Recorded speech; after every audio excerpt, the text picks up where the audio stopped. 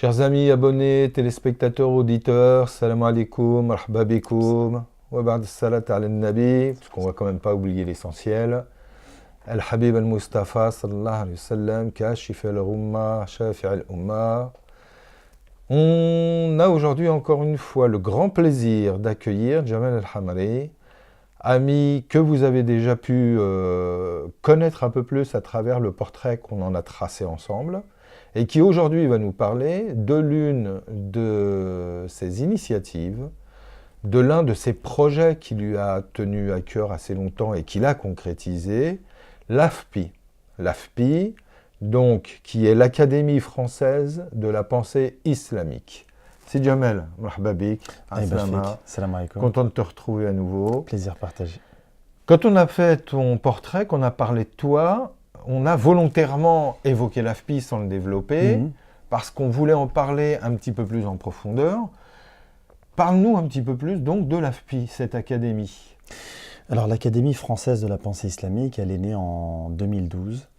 On était un certain nombre d'étudiants à 3IT, l'Institut international de la pensée islamique, et un certain nombre d'enseignants. Et 2011, ça ferme. Donc 3IT pour des raisons administratives et pas que, voilà, ça ferme. Et il y a beaucoup d'étudiants, une dynamique de savoir, d'environ entre 150 et 200 étudiants qui se retrouvent un peu sur le carreau. Des enseignants qui ont cru à cette démarche. Nous, en tant qu'étudiants, on y a cru également. Et on s'est dit que voilà, il fallait fonder l'AFPI. Alors, ça s'est fait petit à petit. Je pense qu'on n'échappe pas à son destin. Tar Mehdi m'a proposé de venir enseigner avec lui. Et de là, Mourad Boudabouz nous a rejoints, et ensuite Jamel Jazouli, et ensuite Abdelzak Yassine. Je cite parce que c'est vraiment cette équipe-là qui a décidé c'est l'équipe fondatrice. Et ensuite, voilà, on en a parlé, donc progressivement, on en est arrivé à créer ce projet-là. On a vu que 3IT avait des jolis moyens.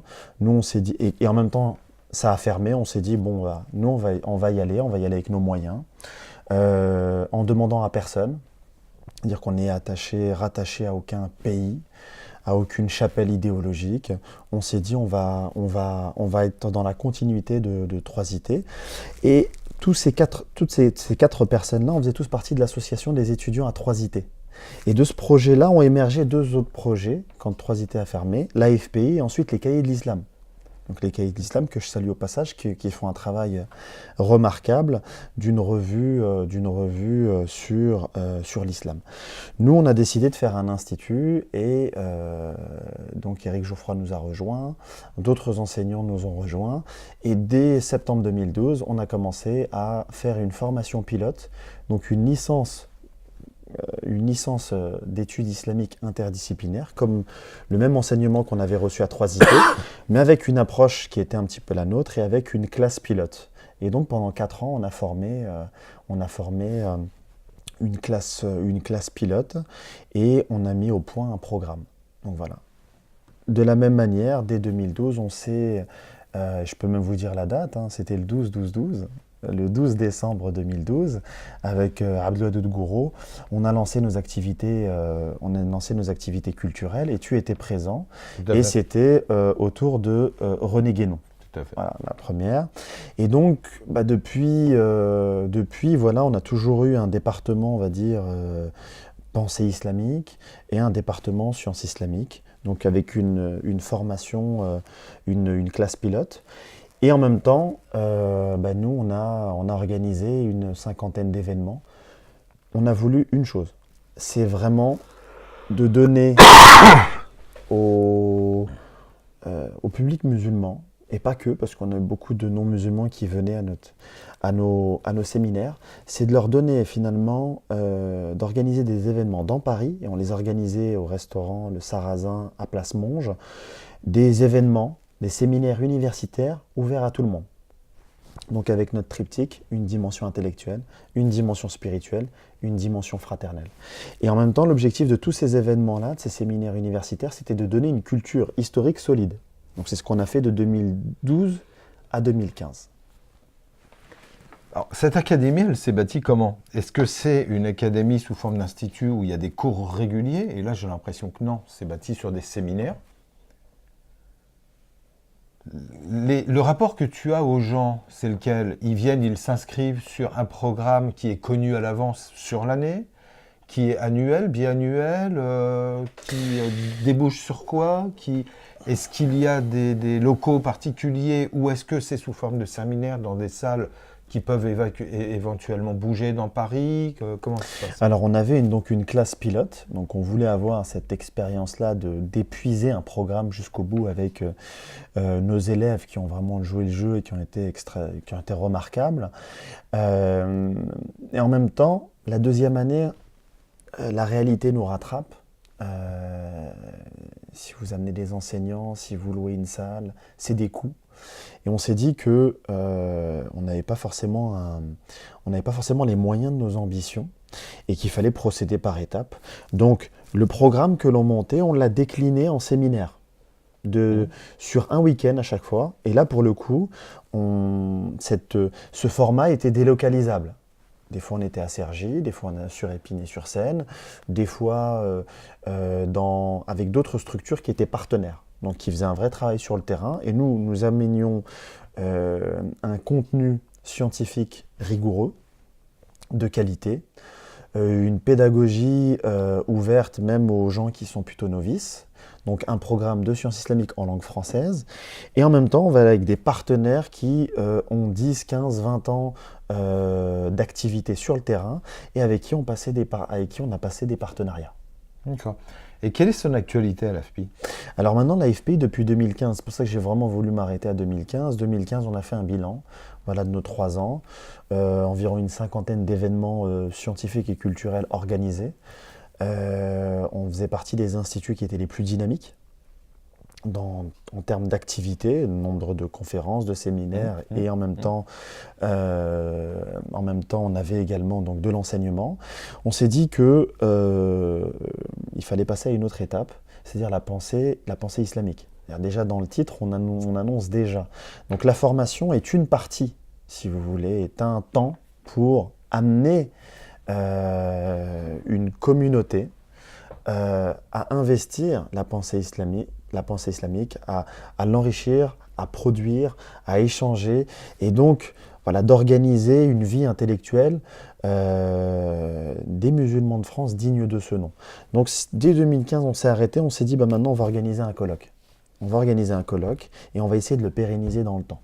Ce sera un des moments de la vie intellectuelle musulmane francophone où on va poser la question de la pensée islamique. On va poser la question à tous ces intervenants extrêmement brillants les uns les autres pour leur dire maintenant, nous vous invitons à venir à l'AFPI pour essayer de créer du lien.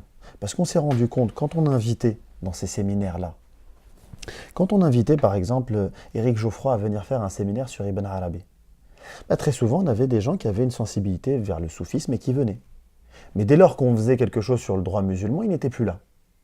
Or, tel que on nous a enseigné les sciences islamiques, il n'y a pas de distinction entre différentes dimensions spirituelles, dimensions éthiques, dimensions morales de l'islam. Ibn Arabi lui-même dit la charia est la haqiqa. Exactement. Pour nous, on ne sépare pas les dimensions de l'islam.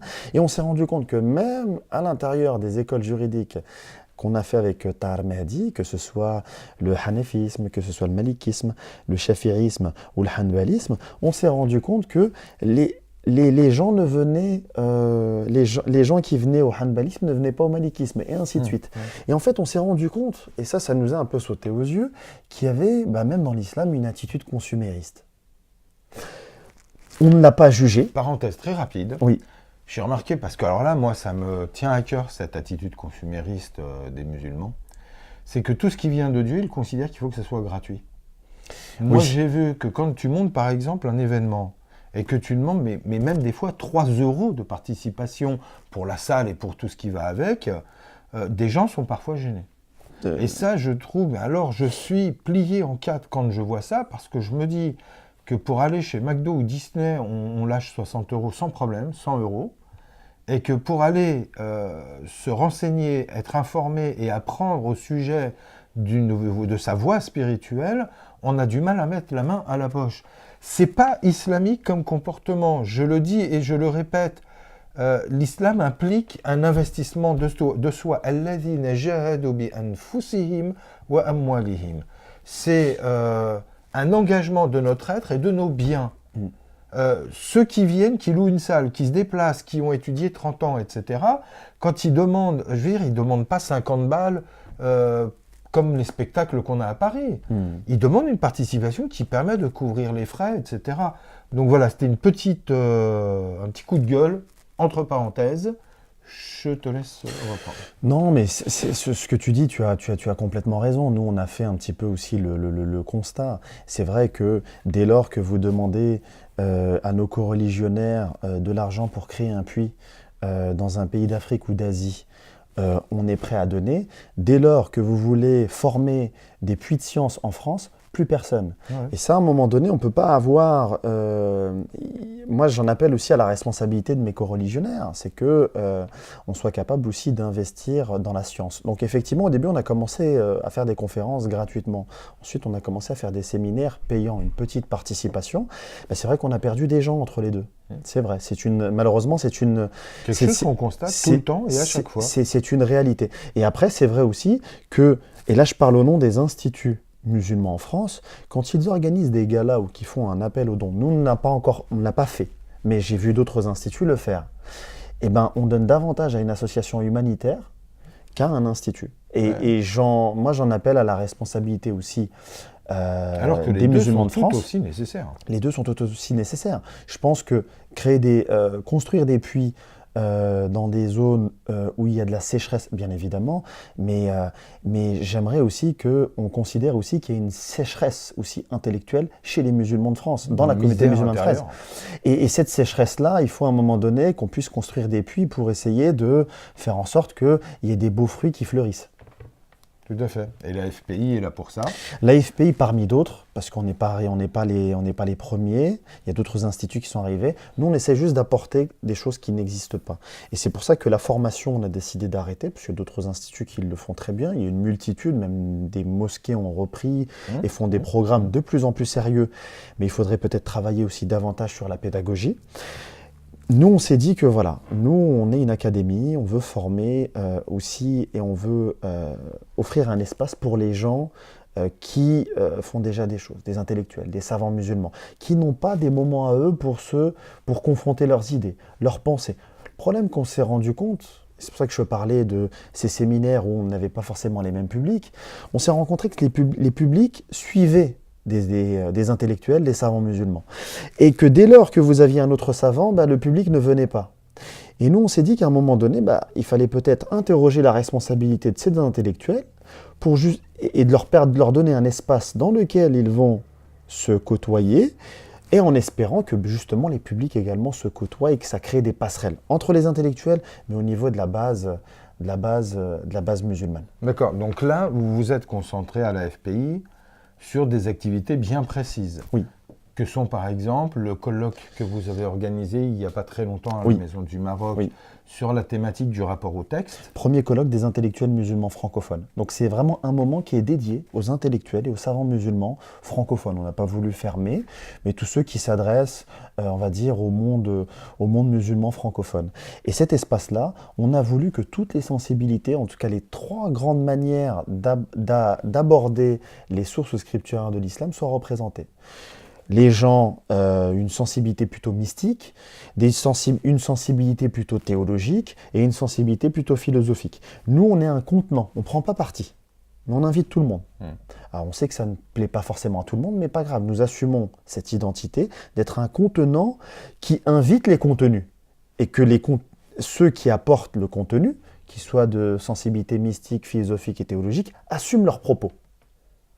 Nous, on n'est pas là pour juger, on n'est pas là pour donner des bons points. On est là juste pour dire à un moment donné, il y a un besoin, c'est-à-dire d'offrir un espace, un nouvel espace intellectuel. À ce contenu pour un public qui très souvent manque d'accès. Pour le public, mais aussi pour les intellectuels. On est peut-être l'une des seules communautés religieuses ou philosophiques à pas avoir des espaces intellectuels d'échange, de confrontation d'idées dignes de ce nom. On a des gens qui, à un moment donné, ont un public.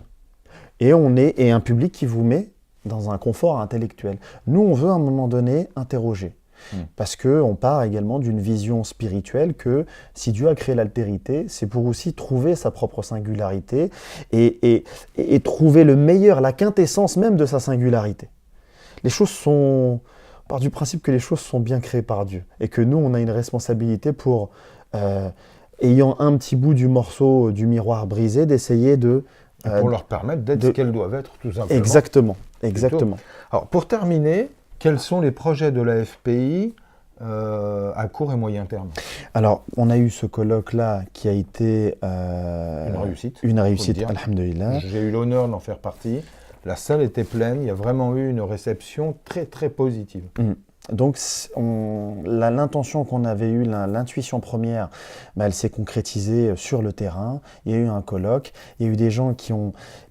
tous les intellectuels qui ont été présents ont produit un texte avant et ce texte-là va être publié dans les cadres des actes du colloque, vraisemblablement aux éditions Al-Buraq à partir de janvier 2017. Donc ça, c'est une réussite. C'est-à-dire un projet et d'avoir un livrable. Et ce livrable-là sera un témoignage pour les générations qui arriveront. Les générations qui arriveront derrière, ma génération ou celle qui arrive après, ce qui a été fait cette année ne sera plus à refaire. Et on élèvera le niveau et en fur et à mesure. Il y a d'autres instituts, il y a d'autres dynamiques intellectuelles qui doivent nous rejoindre et ensemble nous allons faire des choses. Il n'y a pas que l'AFPI, l'AFPI va faire, mais il faut qu'il y ait aussi d'autres dynamiques pour créer davantage de convergence. Et l'année prochaine, Inch'Allah, il y aura la seconde édition. D'accord, voilà, très bien, c'est ce que je voulais savoir. Donc dans un premier temps, les actes du colloque et une seconde édition. Un colloque des intellectuels musulmans francophones chaque année. Et dès l'année prochaine, nous voulons travailler sur une journée d'études sur le Coran. Parce qu'on s'est rendu compte aujourd'hui que y a des approches du Coran qui ne se parlent pas, qui ne discutent pas, qui ont plus de facilité d'ailleurs à discuter avec ceux qui ne partagent pas notre foi. Et nous, ça, on a envie de changer. C'est-à-dire que il y a peut-être plusieurs manières d'approcher l'islam, mais on ne doit pas être dans des procès d'intention. L'un est plus musulman, l'autre est moins, l'un est plus, l'autre est moins, ou alors se jeter l'anathème, la culture du takfir, c'est-à-dire la culture de l'anathème. Nous, on a envie de sortir de ça. On doit être capable, aujourd'hui, dans une journée d'études, une journée scientifique, de venir avec ses traductions, de venir avec sa méthodologie, de confronter les méthodologies et de travailler dans une éthique du désaccord, Adab al-Irtilaf, qui est quelque chose pour nous de fondamental. On n'est pas là pour avoir raison, on n'est pas là pour avoir la même opinion, on est là pour offrir un espace et la FPI, c'est ça, sa mission, c'est d'offrir des espaces pour justement inviter des gens qui n'ont pas l'habitude de se côtoyer pour diverses raisons, mais de venir et se côtoyer et de travailler ensemble dans une éthique du désaccord et dans une perspective de complémentarité, dans une perspective de production, d'ijtihad, d'effort de réflexion. Voilà. D'enrichissement mutuel. D'enrichissement mutuel, bien évidemment. Sidi Jamel, barakallahu fik. Fik le baraka. Et atek saha, toujours un plaisir. J'espère qu'on se revoit très très vite pour à nouveau échanger sur des thématiques, des sujets, sur ta production, qui, j'en suis sûr, viendra vous aussi, chers amis, vous enrichir et vous procurer le plaisir de passer un moment en notre compagnie. À très bientôt, salam alaikum. Pensez à diffuser et, oui, à vous abonner. Salam alaikum.